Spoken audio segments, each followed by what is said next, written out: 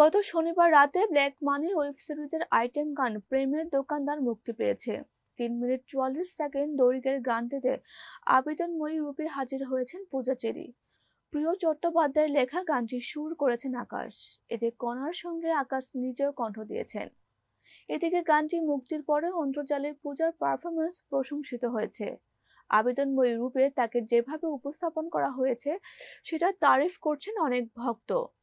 পূজা cherry এই সিরিজে অভিনয় করেছেন মিস শায়লা চরিত্রে। দীর্ঘদিন পর পরিচালক রাফির সঙ্গে কাজ করলেন পূজা। রাফির হিট পোড়ামন 2 এ অভিনয় করেছিলেন পূজা।